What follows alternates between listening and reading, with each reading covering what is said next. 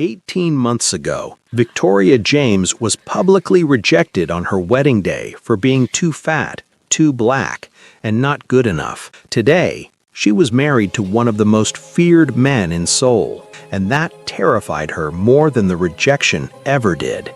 Victoria stared at her reflection in the bathroom mirror of the Seoul Community Center. The emerald ring on her finger, worth more than her old life in Boston, felt ice cold against her skin. She looked powerful. She looked untouchable. She looked like a woman who had won. But victories built on secrets never last. Her phone buzzed. Patrick, the man who had refused to marry her, the man who had replaced her at the altar. "I still love you," the message read. "I made the biggest mistake of my life." She deleted it instantly. Patrick didn't matter anymore. What mattered was the truth she had been hiding for 3 weeks, a truth that, if Kang Ji-won ever discovered it, wouldn't end in divorce. It would end in blood. Before the story continues, let me say this. If these stories comfort you, entertain you, or make you feel understood, please subscribe. It's free, but it means everything to this channel. Now, let's continue. Victoria had been working late at the Kang Enterprises office, reviewing contracts for their community center expansion. Ji-won was in Tokyo on business. Mio and Dae-hyun were managing the restaurants. She was alone. That's when she found the file. It had been misfiled in a stack of invoices, a leather portfolio marked Confidential, Family Holdings. Victoria almost returned it without looking. Almost. But something made her open it. Inside were documents, legal documents, financial records, and photographs. Photographs of her. From the airport the day she'd arrived, clear, high-resolution surveillance photos taken from multiple angles, time-stamped, professionally shot. Her hands shook as she flipped through the file. Subject: Victoria James. Status: acquired. Purpose: personal project. Ji-won. Notes: emotional vulnerability confirmed. Background check complete. No family ties. Minimal financial resources. Recent public humiliation. Assessment: ideal candidate for rehabilitation project. The words blurred as tears filled her eyes. She kept reading, each page worse than the last. There were psychological profiles, analysis of her social media posts from the months before Boston, detailed notes about her relationship with Patrick, her insecurities, her financial struggles. They'd known everything about her before Ji-won ever approached her at that airport. It hadn't been chance. It hadn't been fate. It had been calculated. A document near the back made her stomach turn. Project Victoria. Timeline and objectives. Month 1 to 3. Established dependency, housing, employment, financial stability. Month 4 to 6. Develop emotional attachment, personal attention, validation, romance. Month 7 to 9. Secure commitment, marriage proposal, legal binding. Month 10 to 12. Complete integration into the family business operations. There was more. Notes about using her natural empathy and people skills to help legitimize their business transitions. About how her American background and diverse appearance would help with international relations. About how her gratitude would ensure loyalty. At the bottom of the file, in Ji-won's handwriting, Father always said the best investments are the ones who don't know they're being bought. Victoria needed saving. I needed someone genuine to rehabilitate the family image. Perfect symmetry. Victoria had vomited in the office trash can. Then she'd carefully photographed every page, returned the file exactly where she'd found it, and walked home in a daze. For 3 weeks she'd said nothing, smiled at Ji-won when he returned from Tokyo, attended events, worked on the community center, and planned. Because Victoria James wasn't the broken woman they thought they'd saved anymore. She was something far more dangerous. She was a woman who'd learned exactly how their world worked. "Victoria, there you are!" Ji-won appeared beside her, his hand automatically moving to her lower back. The touch that once made her feel safe now made her skin crawl. The community center is incredible. You should be proud. We should be proud, she corrected automatically, the perfect wife. His eyes softened. I'm proud of you every day. You're proud of your investment, your rehabilitation project, she thought. Ji-won, we need to talk, tonight, after the event. Something flickered in his expression. Is everything all right? Everything's fine, She smiled and it felt like acid. I have something important to discuss. Before he could respond, Dae-hyun rushed over. We have a problem. Mr. Choi is here. Ji-won's expression darkened. I specifically didn't invite him. He came anyway, and he brought reporters. Victoria's mind raced. Mr. Choi, the business rival who'd harassed her at the gala, the one Ji-won had threatened to destroy.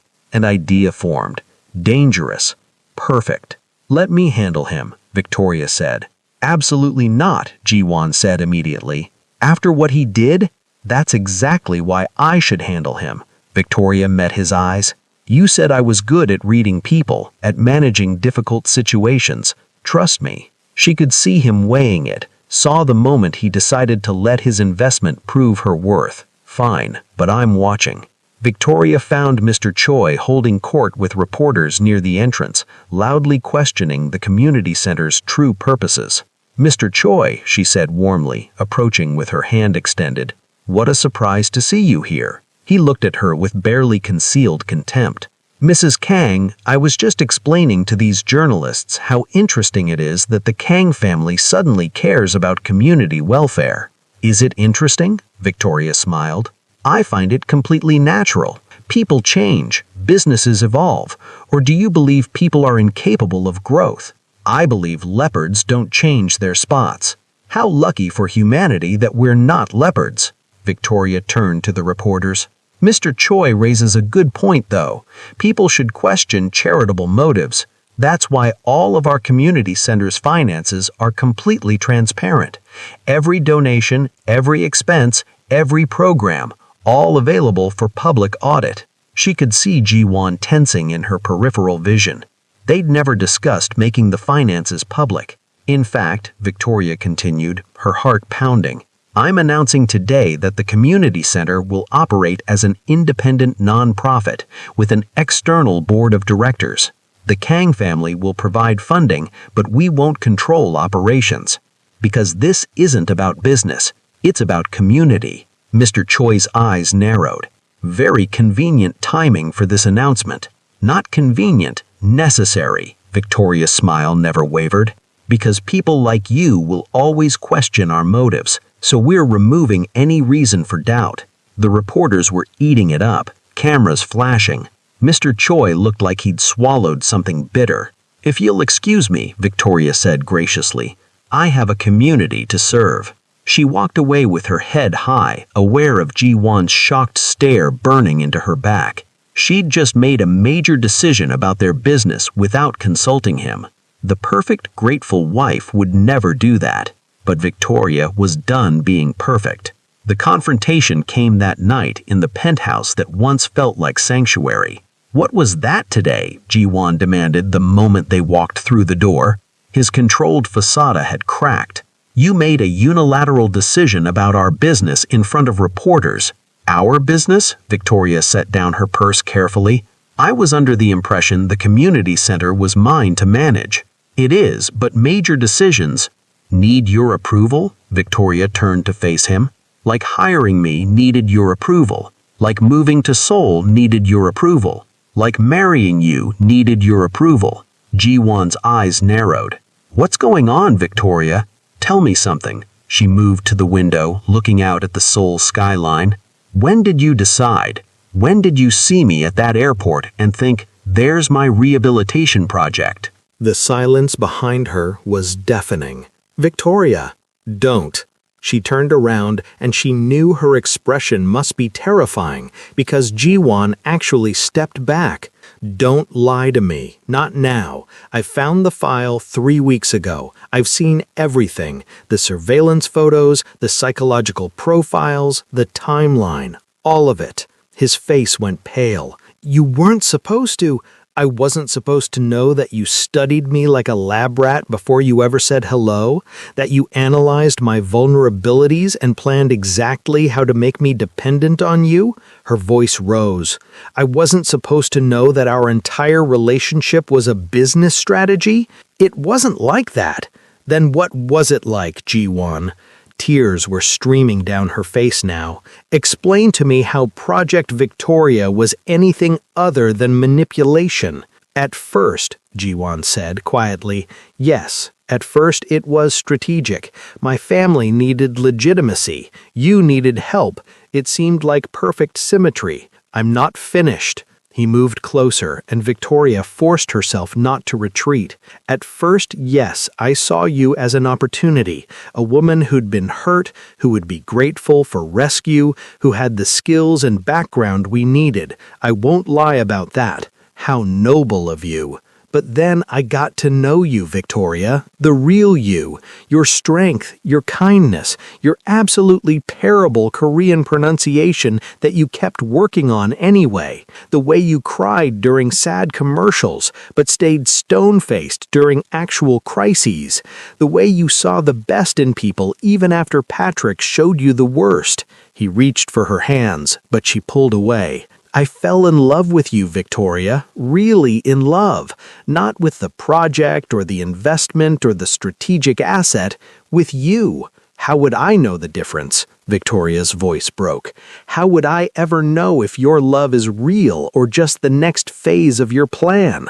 Because I'm telling you the truth now. You're telling me because I found out. If I hadn't found that file, would you have ever told me? The pause was answer enough. Victoria walked to the bedroom and emerged with a suitcase, the same battered suitcase from the airport, now repaired. What are you doing? Ji-won's voice was panicked now. I'm leaving. Victoria, please.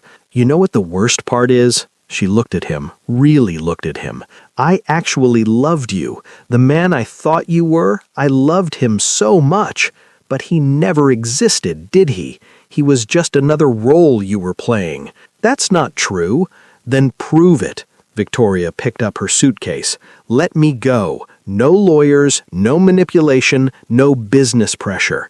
If you really love me, let me choose for myself without your interference.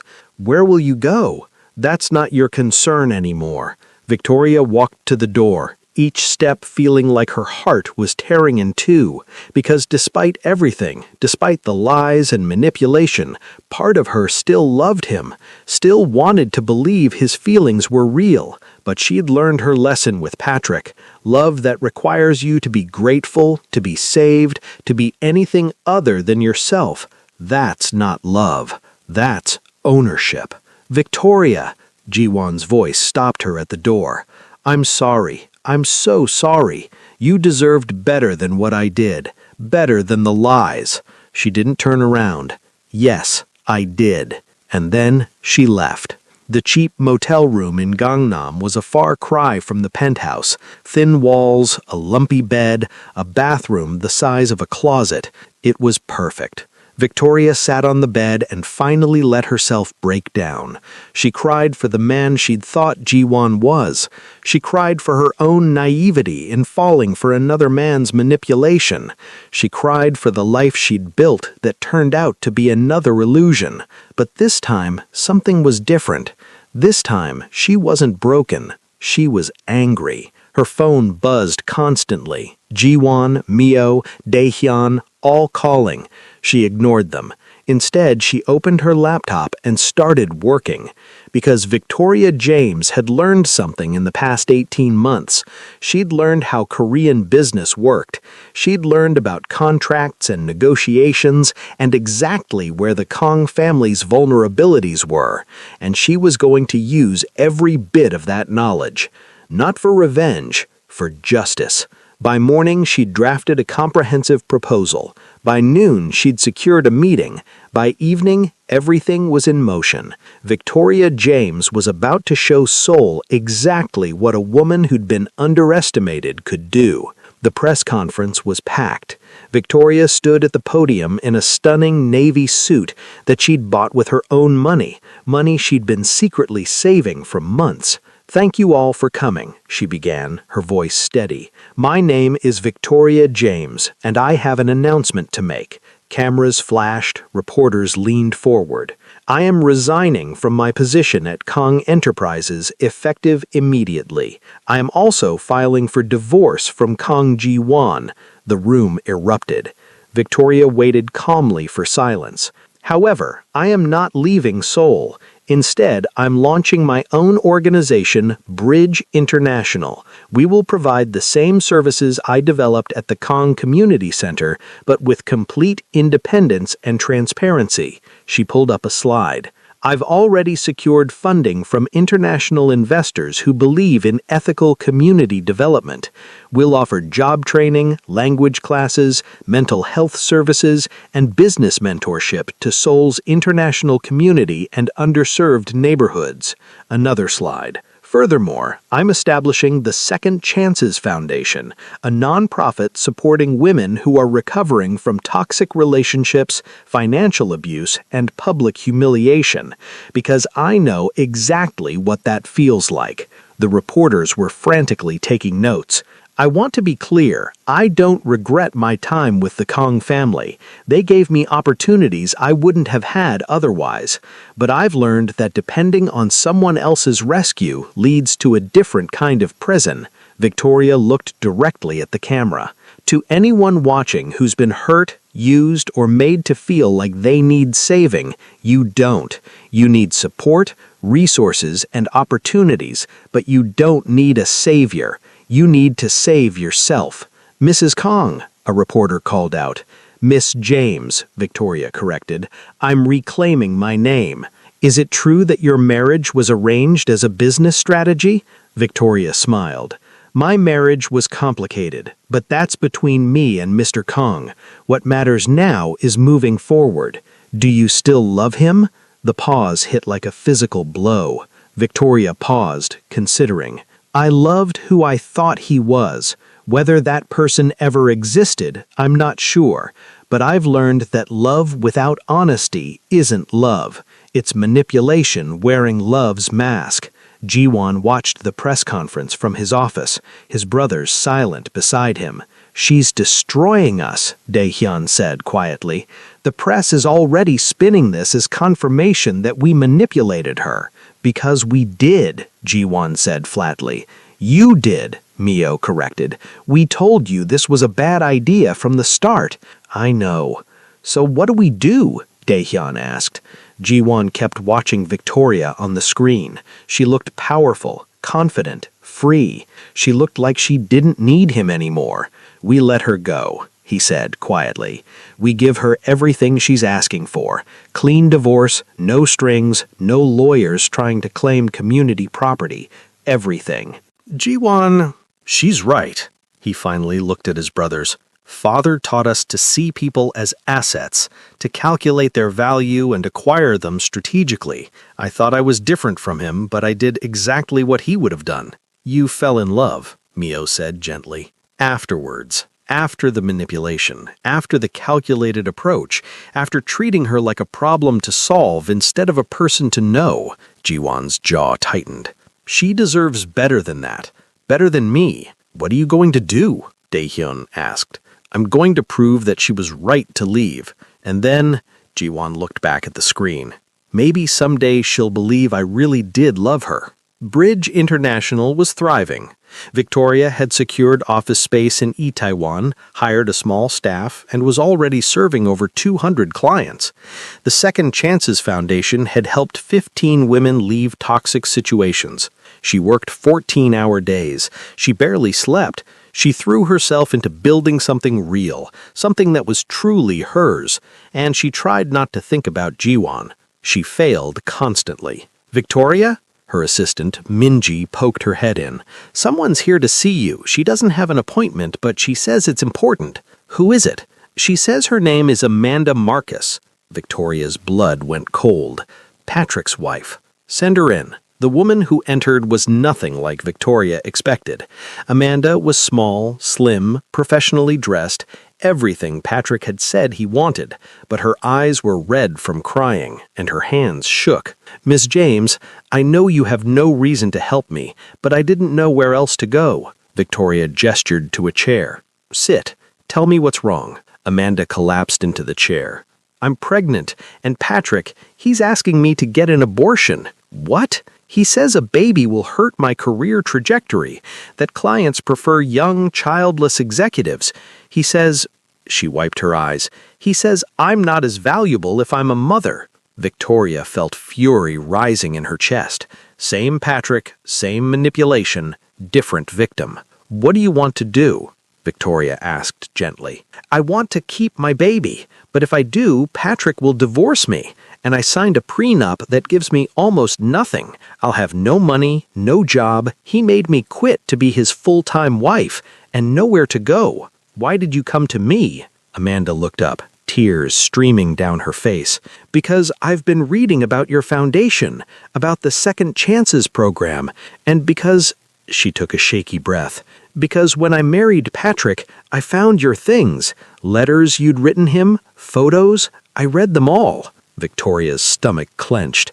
"You loved him so much. You would have done anything for him, and he threw you away like you meant nothing. I thought I was different, that he'd really loved me.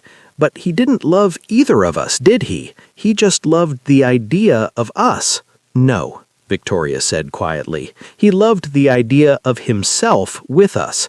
There's a difference." "I'm so sorry," Amanda sobbed. "I'm so sorry for what he did to you. I'm so sorry I was part of your humiliation.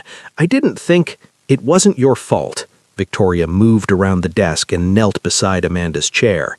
"You didn't humiliate me. Patrick did that all by himself, and now he's doing it to you. Will you help me?" Amanda's voice was small. "Please?" Victoria thought about karma and revenge, and how satisfying it would be to refuse. Then she thought about the woman she had become, the woman who built bridges instead of walls. "Yes," she said, "I'll help you." Helping Amanda turned into a full-scale operation. Victoria connected her with the best divorce lawyer in Seoul, who happened to be a woman who despised men like Patrick. She arranged temporary housing through the Second Chances Foundation. She helped Amanda file for divorce and document every instance of financial abuse and manipulation. And she helped Amanda find her voice. "You're stronger than you think," Victoria told her during one of their meetings. "Patrick made you believe you needed him, but you never did. It makes it sound easy. It's not easy. It's the hardest thing you'll ever do." Victoria smiled. "But you know what? Every day you choose yourself, it gets a little easier." Working with Amanda also brought unexpected clarity. Victoria realized that she wasn't angry at Amanda anymore. She was angry at herself for staying with Patrick for so long, for ignoring the red flags, for believing love meant accepting less than she deserved. But she was learning to forgive herself for that too. "Can I ask you something?" Amanda said one day. "The Korean man, the one you married, do you still love him?" Victoria considered the question. "I don't know. Part of me will probably always love who I thought he was, but I'm learning that loving someone and staying with someone are different choices." "Do you think he really loved you?" "I think he thought he did. Maybe he even did in his own way, but he loved himself more, and I deserve someone who loves me as much as I love them. Do you think you'll find that?" Victoria smiled. "I think I already did. I learned to love myself. Everything else is just bonus." 6 months after leaving, Victoria was reviewing grant applications when Minji burst into her office with her phone in hand. "Victoria, you need to see this." It was a news broadcast. Jiwon was holding a press conference to announce the restructuring of all Kong family businesses, he was saying. "Effective immediately, we are converting our holdings into a fully transparent corporate structure with independent boards and external auditing." Victoria leaned closer to the screen. "Furthermore, I'm personally funding the establishment of the Ethical Business Initiative, a watchdog organization that will monitor companies for exploitative practices, manipulation, and abuse of power." Jiwon looked directly at the camera. Someone recently taught me that power without accountability is just control. I'm working to change that. Additionally, the Kong family is establishing a $10 million fund for Bridge International and the Second Chances Foundation. No strings attached, no board seats, no control, no involvement whatsoever. Because these organizations are doing the work that matters, and they deserve support without interference. The reporters went wild with questions. Is this because of your divorce with Victoria James? Jiwon's expression flickered. This is because my ex-wife taught me what integrity actually looks like. She taught me that real strength isn't taking control, it's giving it up when you know someone else can do better. Do you still love her? That's not relevant. What's relevant is that she deserves support for her incredible work. What she's built is remarkable, and I'm honored to help fund it even from a distance. The broadcast ended. Victoria sat in stunned silence. That's huge, Minji breathed. $10 million? Victoria, we could expand to 3 more neighborhoods. We could hire full-time counselors. We could... Give me a minute, Victoria said quietly. When Minji left, Victoria let herself feel everything. Shock, confusion, hope, fear. Because this changed things. This changed everything. She showed up at the Kang building unannounced 3 days later. The receptionist's eyes went wide. "Miss James! I'll let Mr. Kang know." "Don't. I'll find him myself." Victoria rode the elevator to the top floor, her heart hammering. She didn't know what she was going to say, didn't know if this was foolish or necessary or both. She just knew she needed to see him. Jiwon was in his office, reviewing documents. He looked thinner, tired. When he looked up and saw her, every emotion crossed his face at once. "Jiwon." "Hi." They stared at each other for a long moment. "I saw your press conference," Victoria said finally. And thank you for the funding, for respecting my boundaries, for actually listening." Jiwon stood but kept his distance. "You were right about everything. I did manipulate you. I did treat you like a project, and I'm sorrier than I can ever express. I know. I've been working with a therapist, dealing with my control issues, my father's legacy, my tendency to see people as problems to solve instead of humans to know." He smiled bitterly. "Turns out I have a lot of work to do." Victoria took a step closer. "We all do. I don't expect forgiveness, Victoria. I don't expect anything. I just want you to know that loving you, really loving you, taught me how to be better, even if I lost you in the process." "What if you didn't?" Jiwon froze. "What?" Victoria took another step. "What if you didn't lose me? What if, instead, we started over?" "Victoria!" "Not like before," she said quickly. "No rescue fantasy, no power imbalance, no manipulation. Just 2 people who heard each other, learned from it, and want to try again." "You can trust me again, after everything?" "I don't know," Victoria admitted. "Trust isn't automatic. You'd have to earn it, day by day, choice by choice. And it might take years, or forever, or it might never fully come back. Then why would you try? Because I've spent the last 6 months building a life I'm proud of. I've helped women find their strength. I've created something meaningful. I've learned to love myself." She smiled. "And somewhere in all that, I realized something." "What?" "I still love you too. Not who I thought you were, the real you, flawed and controlling and trying to be better. I love that you're actually doing the work instead of just apologizing. I love that you let me go when I needed to go." Victoria stepped close enough to touch him now. "But if we do this, we do it differently. Equal partners, complete honesty, and the moment you try to control or manipulate me again, I'm gone. No second chances after this." "I understand." Jiwon reached out slowly, giving her time to pull away. When she didn't, he cupped her face gently. "I love you, Victoria James. Not the project, not the investment, not what you can do for me. Just you, exactly as you are." "Prove it," she whispered. "How?" "Date me. Court me. Get to know me like you should have from the beginning, and let me get to know the real you, not the smooth businessman or the dangerous mafia boss, but the person underneath." Ji-won smiled, and it reached his eyes for the first time in months. "I can do that." "And Ji-won?" Victoria pulled back slightly. "I'm keeping my own apartment, my own business, my own identity. If we do this, it's because we want to be together, not because we need to be. I wouldn't want it any other way." Their first kiss after 6 months apart was different from any kiss before. No desperation, no rescue fantasy, no power games. Just two broken people who'd learned to heal themselves, choosing to build something new together. Victoria stood in the community center, not the Kang Center, but the new Bridge International location in Hongdae, and watched as Amanda cut the ribbon. "This center is proof," Amanda said to the gathered crowd, her baby daughter in a carrier on her chest, "that our worst moments don't define us. Our response to them does." Applause erupted. Victoria blinked back tears. Ji-won squeezed her hand. They'd been dating for almost a year now, taking it slow, building trust brick by brick. Some days were easy. Some days Victoria still saw shadows of his controlling nature and had to walk away until he checked himself. But they were learning, together. "Proud of her?" Ji-won asked. "So proud."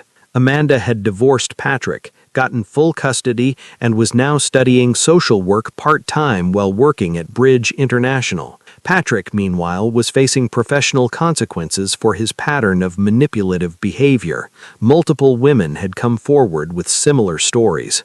Karma, Victoria had learned, didn't always look like revenge. Sometimes it looked like accountability. "Victoria?" a familiar voice called. She turned to see a young black woman in her early 20s, hesitant, hopeful. "Hi, I'm Jasmine. I just moved to Seoul last week.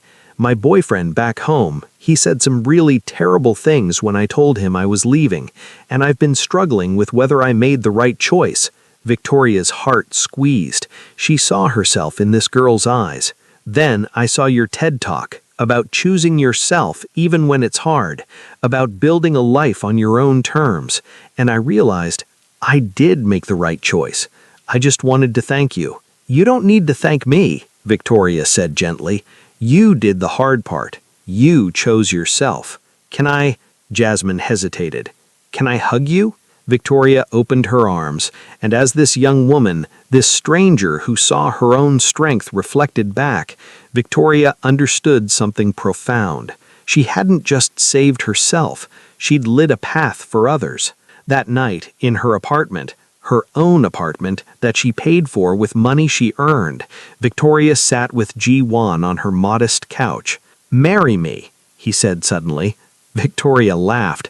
"We've been through this. I'm not ready." "I know. That's not what I'm asking. I'm asking you to marry me someday, when you're ready, if you're ever ready. I'm asking for permission to keep showing up, keep earning your trust, keep proving that I'm worth the risk." "That's not a proposal. That's a promise." "Exactly." Victoria looked at this man, flawed, recovering from his own trauma, working every day to be better. She thought about where she'd been 2 years ago, broken, humiliated, convinced she was unlovable. She thought about where she was now, strong, successful, surrounded by people she'd helped and who'd helped her. "Ask me again in a year," she said. "And then? And then we'll see. Because I'm not making any promises except this one. I promise to keep choosing myself first. If you can accept that, if you can love me while I do that, then maybe we have a shot." Ji-won smiled. "I can accept that. You choosing yourself is what made me love you in the first place." They sat in comfortable silence, watching the Seoul lights through her window. "You know what Patrick's email said today?" Victoria said suddenly. "He's still emailing?" "Last one, he promised. He said he finally understood what he lost, that seeing me now, successful, happy, free, made him realize I was always extraordinary." "What did you say?" "Nothing," Victoria smiled. "I blocked his email, because I don't need his validation anymore. I don't need anyone's validation except my own." "That's my girl." Not yours, Victoria corrected gently. Mine. I belong to myself. You're right. Jiwon kissed her forehead. But am I yours? Victoria pretended to think about it. You're on probation. Check back in a year. They both laughed, and it felt like healing. Victoria James stood at the front of a packed auditorium at Seoul National University, looking out at hundreds of faces. When I first came to Seoul, I was running from humiliation, from a man who said I wasn't good enough, from a life that had shattered around me. She paused, letting the silence settle. I thought distance would save me. I was wrong, because you can't run from yourself, no matter how far you go. She clicked to the next slide, a photo of herself from that first day at the airport, tear-stained and broken. This was me 3 years ago. I had $43, a broken suitcase, and a broken heart. I had no job, no plan, no idea what came next. Next slide, Victoria at the community center ribbon cutting, confident and radiant. This is me now. I run 2 successful nonprofits. I've helped hundreds of people rebuild their lives. I've learned to speak Korean. Not well, but I try. The audience laughed. And I've learned the most important lesson of all. She looked directly at the students. You can't build a life on someone else's foundation. You can't find yourself in someone else's validation. The only person who can save you is you. After the lecture, students lined up to ask questions. Jiwon waited in the back, patient as always. They'd gotten engaged 6 months ago. The wedding was planned for next spring, but Victoria had insisted on keeping her name, her apartment, though she mostly stayed at his place now, and her complete independence. And Jiwon had agreed to all of it, because he'd learned that love isn't about ownership, it's about partnership. Ready? He asked when the last student left. Ready? As they walked out into the Seoul evening, Victoria's phone buzzed. An email from a foundation in New York. They wanted to bring Bridge International to the United States. Big news? Jiwon asked, reading her expression. Huge news. They want to franchise the Bridge model in New York, Boston, and LA. Boston, Jiwon said carefully. How do you feel about that? Victoria thought about it. About the city where she'd been humiliated. About Patrick and Amanda and everything that had happened there. I feel like it's time to go back. Not running away this time. Walking in, on my terms. Want company? She squeezed his hand. Always. The building in downtown Boston was nothing like the cramped spaces Bridge International had started with in Seoul. It was a restored brownstone with tall windows, hardwood floors, and enough space for classrooms, counseling rooms, and a community kitchen. Victoria stood in the empty main room, remembering the last time she'd been in Boston. Broken, humiliated, running. Victoria James? She turned to find a young woman in the doorway. Late 20s, plus-sized, black, nervous. Yes? I'm Keisha. I have an appointment? The woman clutched a folder to her chest. I saw your interview in the Globe about the new center, about second chances. Victoria's heart squeezed. She saw herself in this woman's eyes, the fear, the hope, the desperation. Come in, tell me your story. Keisha sat down, hands shaking. My ex-husband, he controlled everything. The money, where I went, who I saw. He said I was too fat, too loud, too black for his corporate world, that I embarrassed him. Victoria felt rage building. The familiar story, different details. When I finally left, I had nothing. No job references because he made me quit working, no savings because everything was in his name, and everyone kept asking why I stayed so long, like it was my fault. It wasn't your fault, Victoria said firmly. You survived. That took incredible strength. I don't feel strong. I feel stupid. I felt stupid too. Victoria leaned forward. 3 years ago, my fiancé left me at our wedding for another woman. He said I wasn't presentable, that I embarrassed him, that his career needed someone who fit. Keisha's eyes widened. The Victoria James? The one from the TED Talk? The same one. And I want you to know something. That moment, that humiliation, that pain, it wasn't the end of my story. It was the beginning. How did you... Keisha wiped her eyes. How did you stop feeling broken?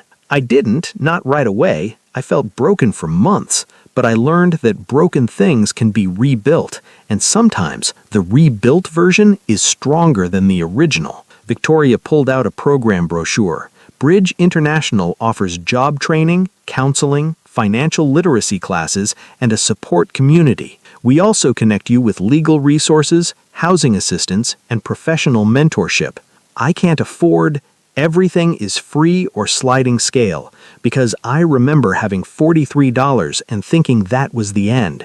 It wasn't, and your situation isn't the end either. Keisha started crying, big, gasping sobs. I thought I was alone. You're not alone. Not anymore. As Victoria held this stranger who was really herself 3 years ago, she understood the full circle her life had made. She'd been saved so she could save others. She'd been broken so she could help rebuild. She'd survived so others would know they could too. The Bridge International Boston launch event was held at a hotel downtown. Coincidentally, the same hotel where Patrick's wedding reception had been held.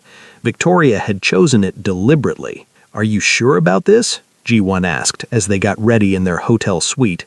Positive. Victoria adjusted her dress, a custom emerald gown that celebrated every curve.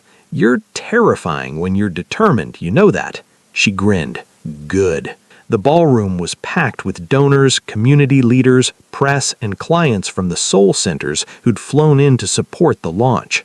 Victoria stood at the podium, looking out at the crowd. And there, in the back, she saw him. Patrick. He looked older, smaller somehow. Next to him was a woman Victoria didn't recognize. Younger, thinner, blonde. His new girlfriend, presumably. Their eyes met across the room. Patrick looked away first. Victoria smiled. Good evening, she began. 3 years ago, I was humiliated in a room very much like this one. The man I loved told me I wasn't enough, that I embarrassed him, that his career needed someone more presentable. The room went quiet. I could see people shifting uncomfortably. Some of them had probably been at that wedding.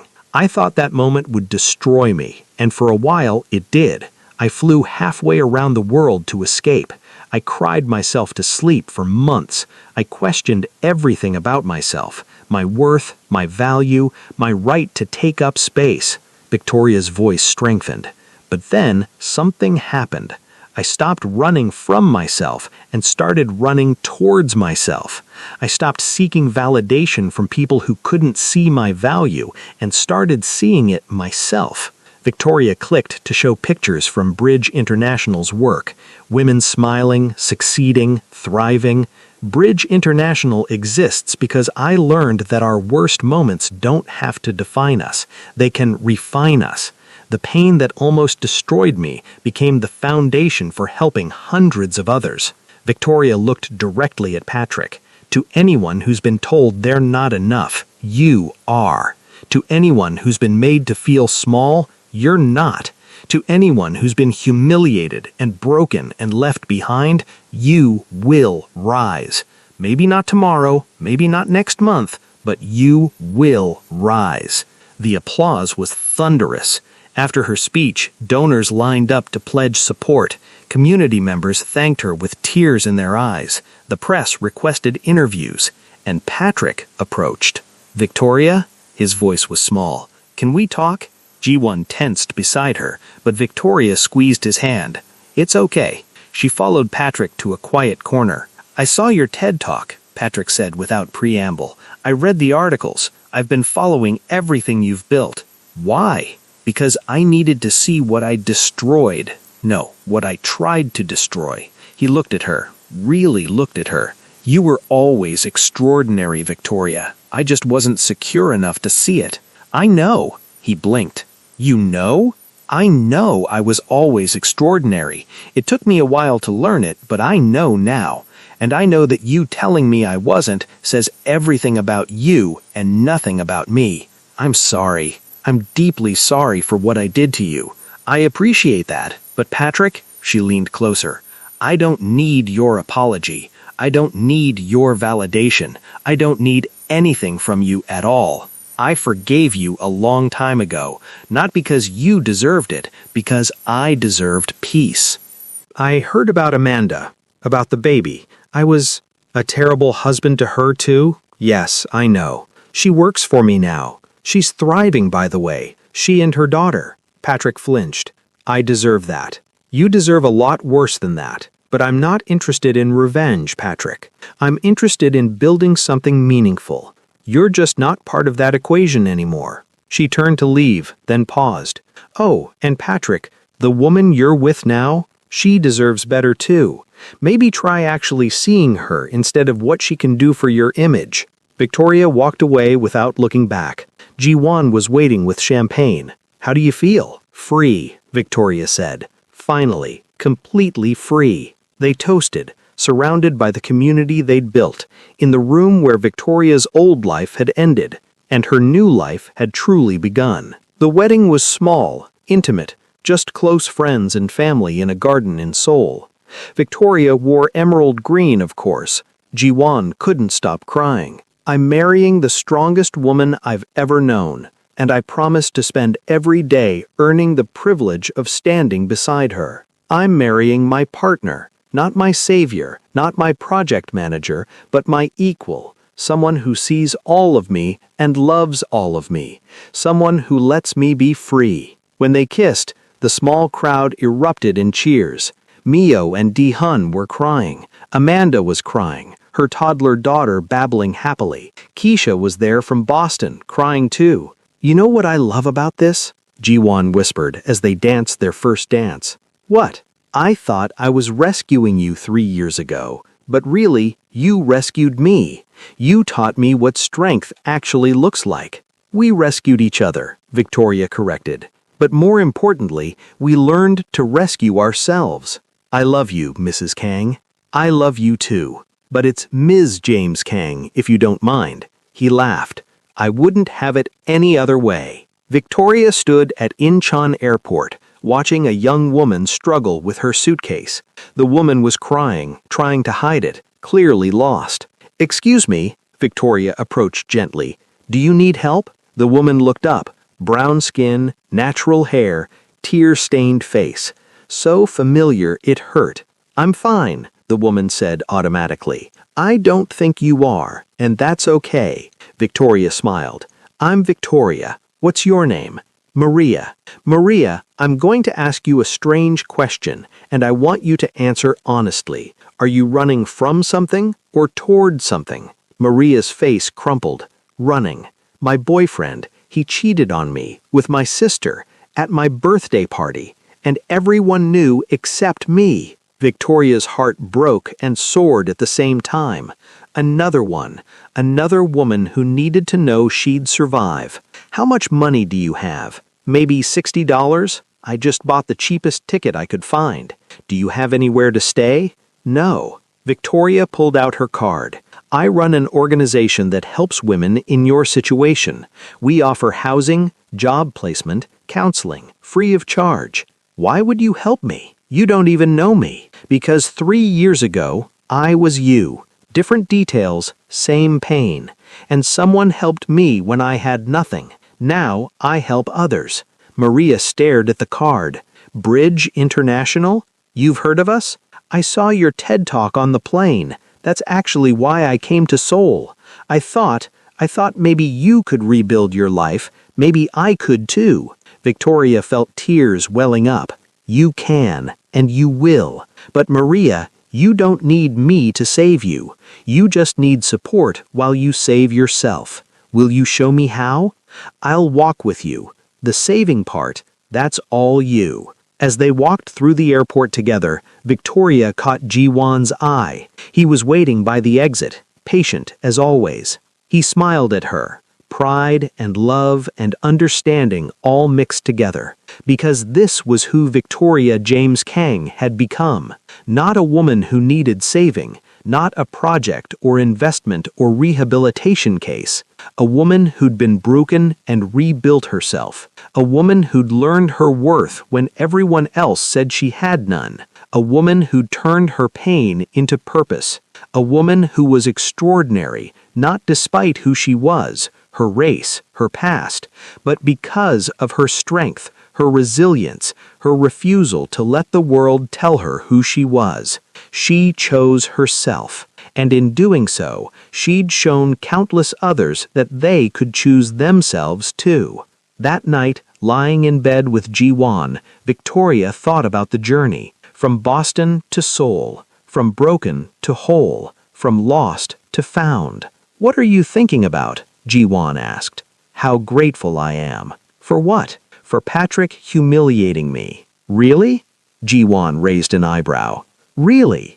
Because if he hadn't broken my heart, I never would have found my strength. If he hadn't told me I wasn't enough, I never would have discovered that I was always enough. If he hadn't let me go, I never would have learned to fly." She turned to face him.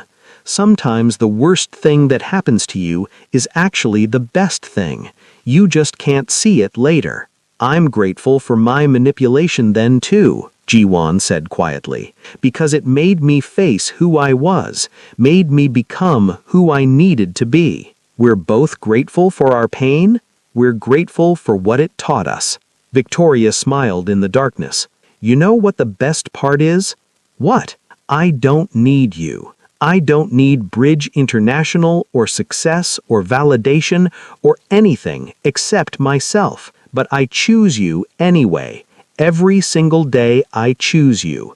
Not because I need you, but because I want you. That's the best gift you could ever give me," Ji-won whispered. "Your choice." They fell asleep, tangled together. Two broken people who'd learned to heal themselves and found love in the process. And somewhere in Boston, Keisha was starting her own nonprofit. In Seoul, Maria was attending her first Bridge International orientation. In Lagos, a woman had just watched Victoria's TED Talk and booked a flight. The ripples spread outward, touching lives Victoria would never know. Because that's what happens when you choose yourself. You light a path for others to follow. The end. Victoria James Kang's story reminds us that our worst moments don't define us. Our response to them does. That real love doesn't require you to shrink, but celebrates you for expanding. That you don't need saving, you need support while you save yourself. If this story touched you, inspired you, or made you believe in second chances, please subscribe to Love Intention. Share this with someone who needs to hear that they are enough exactly as they are. Drop a comment telling us where you're watching from and what part of Victoria's journey resonated most with you. Remember, you are extraordinary, not despite who you are, but because of it. Choose yourself, always.